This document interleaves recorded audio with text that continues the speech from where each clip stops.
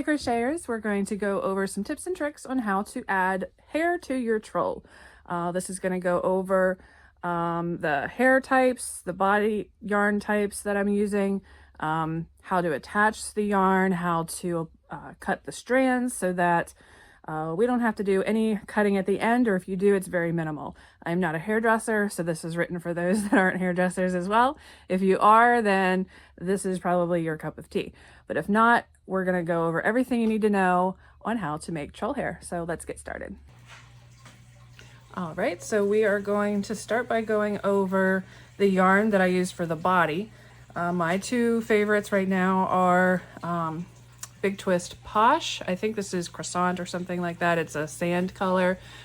This is what I've used for this one here, and it is perfect. Chenille bulky weight yarn.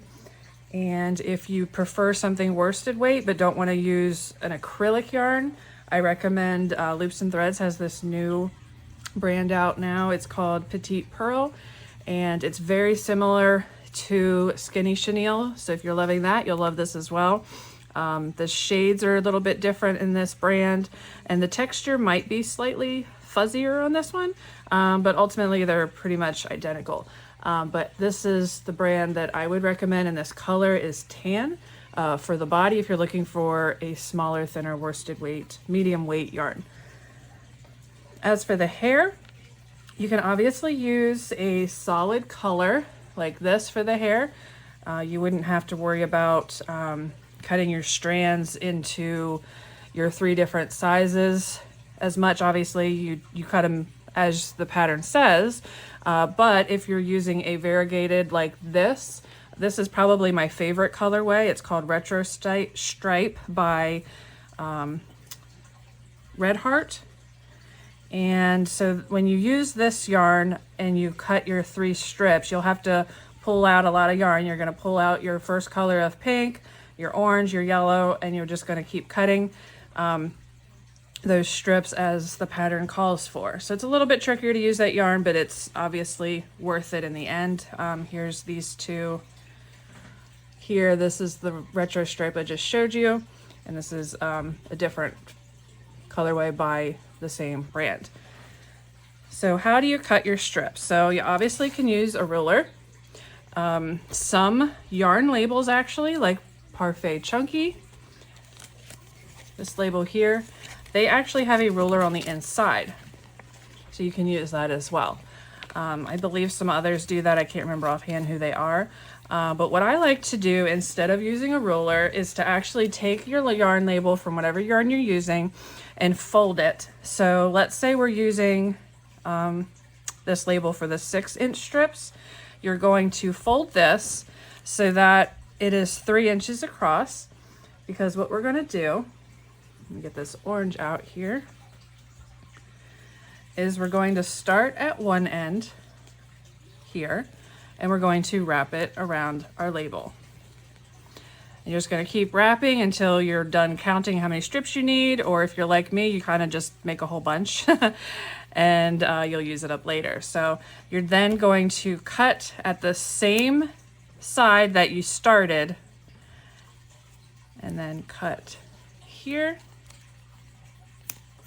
like so. And now you've got your strip. So there's a lot that you can get that way if you use that method. There are 2 methods on how to attach your strings to the head. I've already got a couple in here. I went out of order. But to show you, this is what the head looks like with your stitch markers that the pattern says to place so that you don't have to count. Basically, you're going to start in the center at your first loop that you can find. Exact placement, if you miss a stitch, it's not going to matter, but start in the middle at your first stitch you can find, work your way around on the smallest strands that you have until you get to the stitch marker. Your second biggest ones are going to go here in these rows until you get to this stitch marker, and then your very last round at the end is going to be your shortest. So you're going to have your longest, your middle, and your shortest at the very end. Okay, how you're going to do that, there's 2 different methods. First one is using a large eye hook or a large eye needle with a bent tip. That's not necessary, just as long as it's got that large eye. You're just gonna pull it through like this with your loop. And you're going to come in.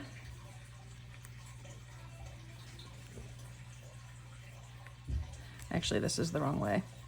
You're going to come in from the outside in, because you want to make sure that your loop that you make when you pull these strings through is on the outside.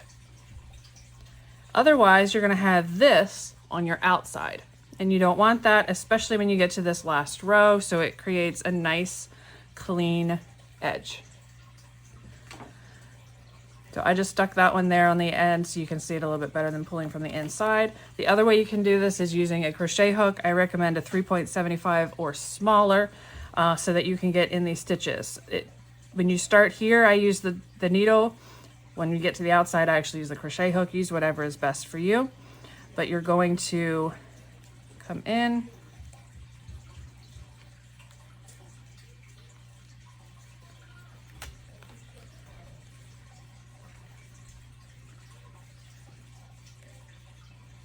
And pull it this way. And actually I did it the wrong way again. I always have to think about it. But either way, even if you do it wrong the first time, you'll get it. You just pull through your loop. And there you go.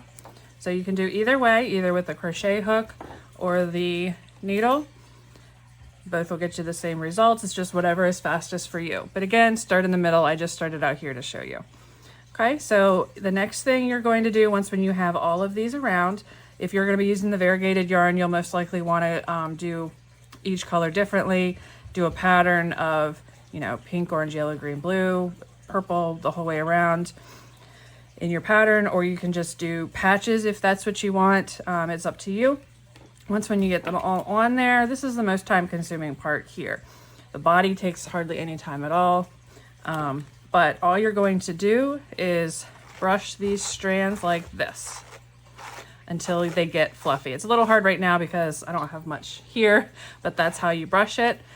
Now, I do want to show you that when you brush out this hair, you've got to open up the inside and make sure you are brushing on the inside, because you're going to have, and I've brushed most of it out now, but you're going to have some pieces in here that you've missed. So you want to make sure you brush the inside, the outside. Obviously, when you're done on the inside here, there's a piece there I kind of missed. Brush that out.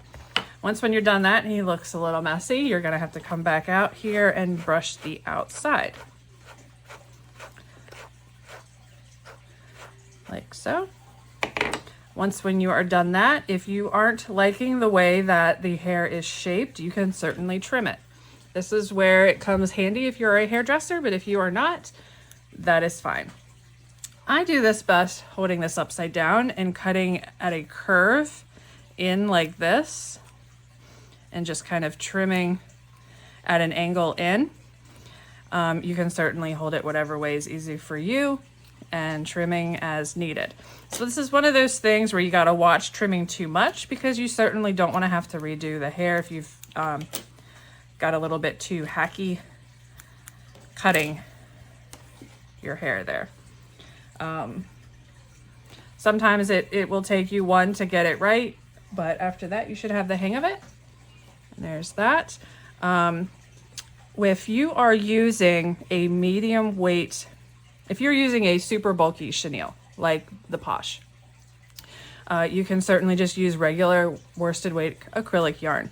If you are using the thinner medium weight yarn, whether it's acrylic or chenille, I recommend using a DK or sport weight acrylic yarn versus the medium weight.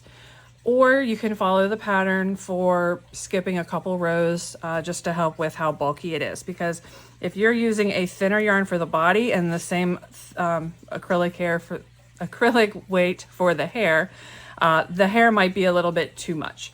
If that's what you're going for, by all means, but that will help get it a little bit more tapered down like this. Okay, so if you have any other questions regarding the hair that I can help you with, please leave your comments below. Otherwise, happy crocheting.